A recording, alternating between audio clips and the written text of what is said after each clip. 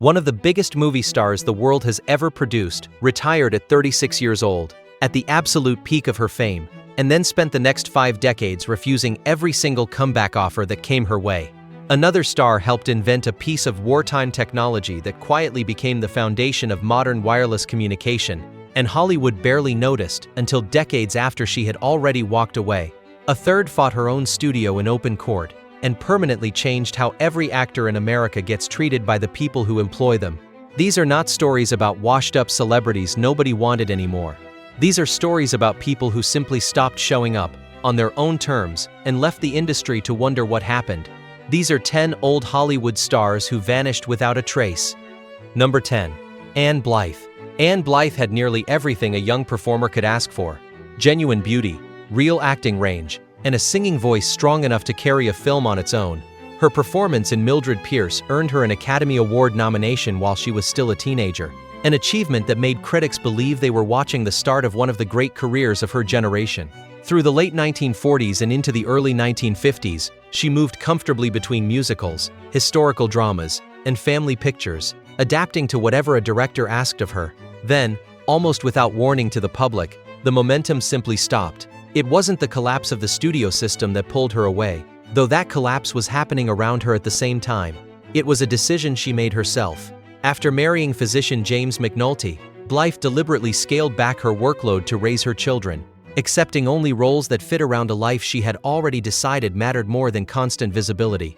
She made occasional television appearances over the following decades, but never chased a major return to the screen. She wasn't blacklisted, she wasn't caught in scandal.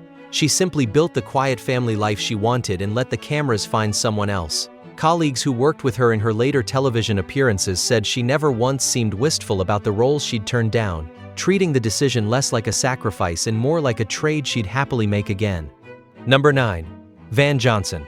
During the Second World War, almost nobody in Hollywood projected pure optimism the way Van Johnson did. His easy smile and wholesome charm made him one of MGM's most bankable stars throughout the 1940s, and his fan mail reportedly ranked among the highest in the entire industry, soldiers and families alike treating him as a kind of reassuring presence during a genuinely frightening decade. He moved fluidly between musicals, comedies, and war dramas, and for a stretch of years, his face seemed to be everywhere, on posters, on magazine covers, in theaters across the country. But the exact qualities that made him beloved eventually became the reason audiences moved on.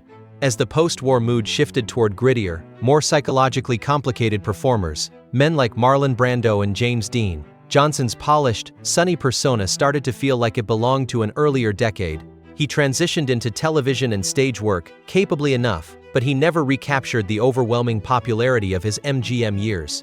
Rather than fighting that shift publicly, he simply accepted supporting roles and kept working steadily out of the spotlight, largely avoiding the feuds and scandals that consumed so many of his contemporaries. Classic film audiences still recognize him as one of MGM's brightest stars. For decades, though, the wider public barely thought about him at all.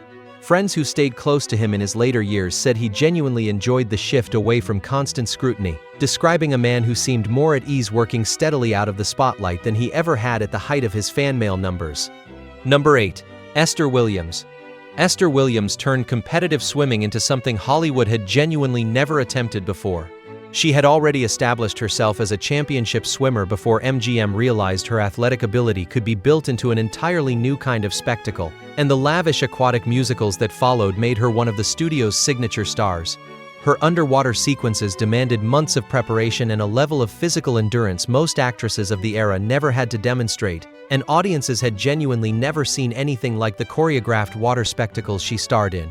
But that whole genre depended on massive budgets, and by the late 1950s, expensive aquatic musicals stopped being profitable enough for studios to keep making them. The specific niche Williams had built her career around simply ceased to exist.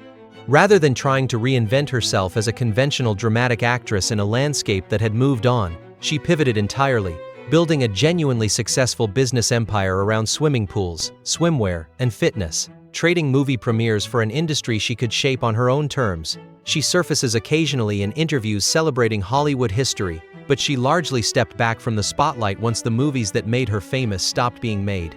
She didn't disappear because people stopped admiring her.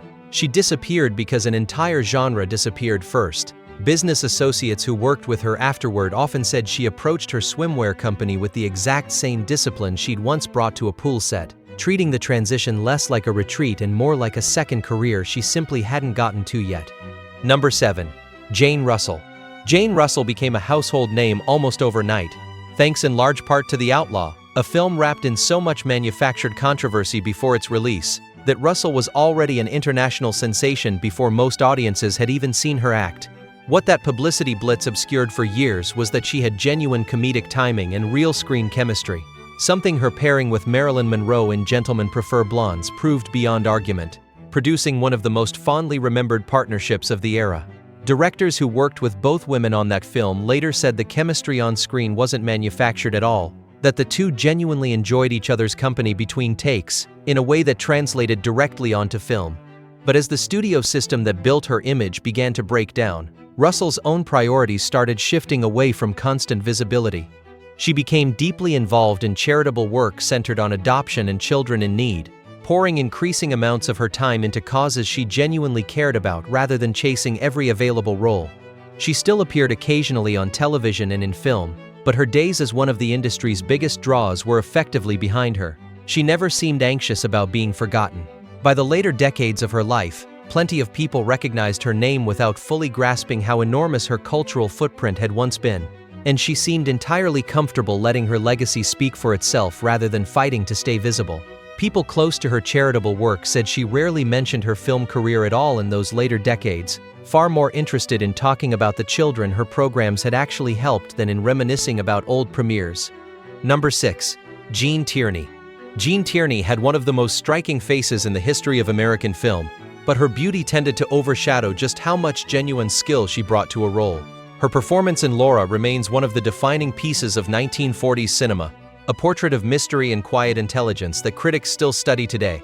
Behind that glamorous image, though, Tierney was quietly enduring real personal hardship, including family tragedy and serious mental health struggles that, at a time when such struggles were poorly understood and heavily stigmatized, she largely had to face without public support or sympathy. Her career slowed considerably through the 1950s as a result, and although she eventually returned to acting, she never fully recovered the momentum she'd had earlier in her career.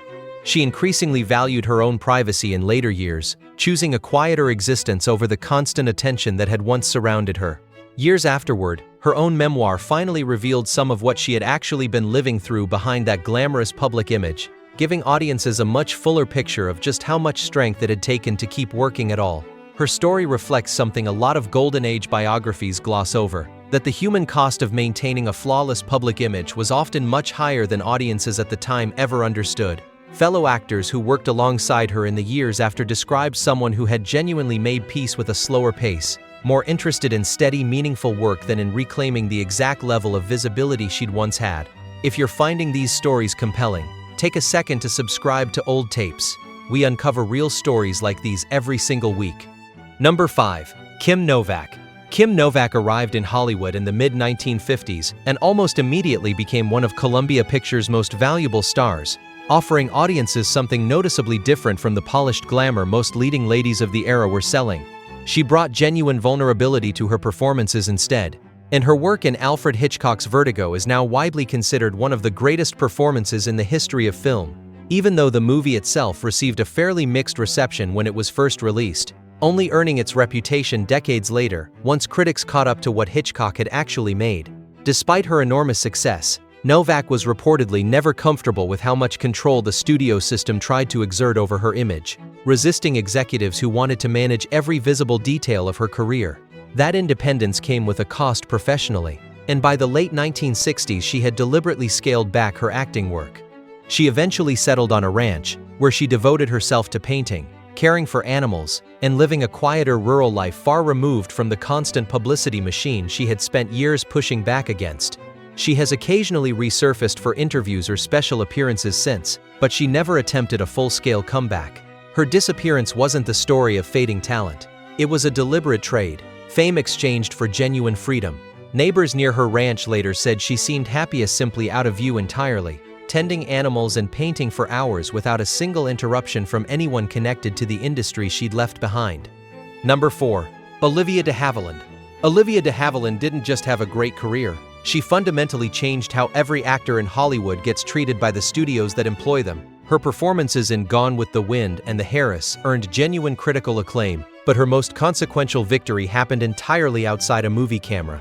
During the 1940s, de Havilland took Warner Brothers to court over restrictive studio contract practices that had effectively let studios extend an actor's obligations indefinitely, and her legal win permanently reshaped the relationship between performers and the studios that controlled them. The ruling became known simply as the de Havilland Law, and it still shapes entertainment contracts today. After decades of major success, she gradually reduced her workload and eventually relocated to Paris, choosing a quieter European life built around literature, art, and family, rather than staying embedded in Hollywood's social circles. Because she was living an ocean away, public appearances became genuinely rare, and plenty of younger audiences who know Gone with the Wind by heart have no idea one of its biggest stars spent decades quietly living overseas. She maintained real dignity well past her 100th birthday without ever chasing unnecessary attention. Her disappearance from Hollywood wasn't rejection. It was a woman who had already beaten the industry at its own game and no longer needed anything else from it. Reporters who occasionally managed brief interviews with her later in life said she discussed the lawsuit with more genuine pride than almost any single film role she'd ever played, viewing it as the accomplishment that actually mattered most. Number 3. Hedy Lamarr. Hedy Lamarr was constantly introduced as one of the most beautiful women in Hollywood, and that description managed to obscure almost everything else that actually mattered about her. Throughout the 1930s and 1940s, MGM built her image entirely around glamour, casting her in romantic dramas and lavish historical epics that leaned hard on her looks. Colleagues on those sets later admitted they rarely thought to ask her opinion on anything beyond wardrobe or lighting. An oversight several of them said they regretted once her scientific work finally came to light decades afterward. Audiences noticed the beauty. Almost nobody noticed the intellect behind it. Away from movie sets, Lamarr spent countless hours working through genuine scientific ideas, and during World War II, she co-invented a frequency-hopping communication system originally designed to help guide torpedoes without enemy interference. The military didn't adopt the technology right away, but the underlying principles eventually became foundational to modern wireless communication, technology that today underlies things like Wi-Fi and Bluetooth. It's a genuinely strange irony that history eventually celebrated her scientific contribution while Hollywood, during her own lifetime, mostly just wanted her face. As younger actresses entered the industry through the 1950s, major film offers slowed considerably, and Lamarr grew increasingly frustrated being valued for appearance while her actual intelligence went almost entirely unacknowledged. She withdrew from public life almost completely afterward, rarely granting interviews and avoiding industry events for years, to the point that rumors circulated for a long stretch simply about where she actually was. Only years later did historians properly reckon with both halves of her legacy at once, the movie star and the inventor, at the same time. Engineers who later studied her original patent said the underlying idea was genuinely ahead of its time by decades, something almost nobody in her own industry was equipped to recognize while she was still alive to hear about it. Number 2. Rock Hudson. For years, Rock Hudson represented exactly what a Hollywood leading man was supposed to look and sound like, effortlessly charismatic across romantic comedies, dramas, and adventure films, with a screen partnership alongside Doris Day that audiences genuinely adored. But underneath that carefully managed public image, Hudson was quietly carrying something the industry of that era would have destroyed him for revealing, and he spent the majority of his career keeping an essential part of his identity hidden from public view, a secrecy the studio system actively enforced and, at times, actively protected for its own benefit. As younger stars began dominating the industry through the 1960s, his film career slowed, though he found a genuine second wind on television with Macmillan and Wife before his health began quietly declining behind the scenes. In 1985, Hudson became one of the first major celebrities to publicly acknowledge an AIDS diagnosis, a disclosure that shifted public understanding of the disease almost overnight, bringing serious mainstream attention to a crisis that had largely been ignored or misunderstood up to that point. His final months were defined by real courage rather than glamour, and the impact of that disclosure reached well beyond the entertainment industry itself, changing conversations around healthcare and basic compassion in ways very few individual celebrity moments ever managed to do. He didn't fade from Hollywood through some slow, ordinary career decline. His disappearance came under genuinely heartbreaking circumstances, but the influence of that final chapter has outlasted almost every film he ever made. Friends who stayed close to him through his final year said he faced the entire ordeal with a steadiness that surprised even people who had known him for decades, treating the public disclosure less as a defeat and more as something he owed the people watching. Number 1. Greta Garbo. No list like this one could possibly end anywhere else. Greta Garbo didn't fade out of Hollywood the way most stars eventually do. She simply left, all at once, and never came back. Through the 1920s and 1930s, she was one of the biggest movie stars anywhere on the planet, her mysterious beauty and quiet emotional power carrying films like Camille and Grand Hotel to iconic status, and her famous line, "I want to be alone," permanently attached itself to her public identity.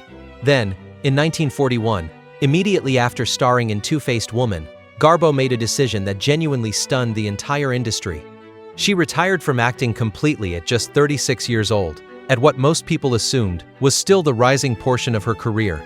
Unlike almost every other retired star before or since, she never entertained a single comeback offer, never gave another meaningful interview, and almost never appeared at any Hollywood function again for the rest of her life. She settled quietly in New York City, where she became known for solitary walks and an almost total refusal to acknowledge public attention, occasionally spotted on the street by fans, who mostly learned to leave her alone.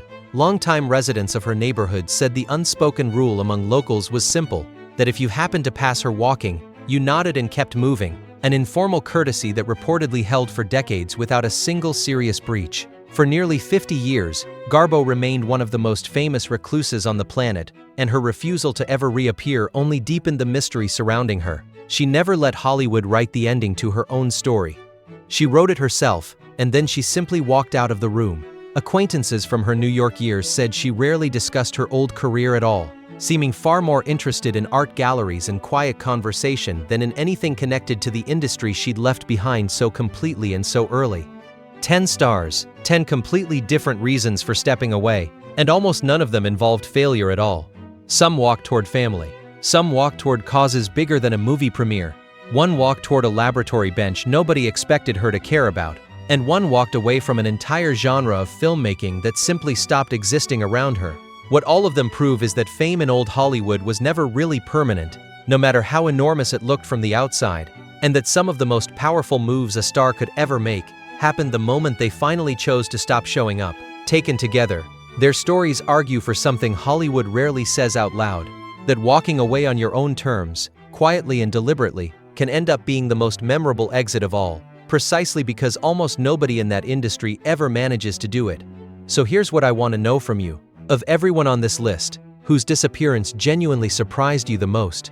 And do you think a star today could actually walk away from that level of fame the same way any of them did? Tell me in the comments. Subscribe to the channel, and we'll see you in the next one.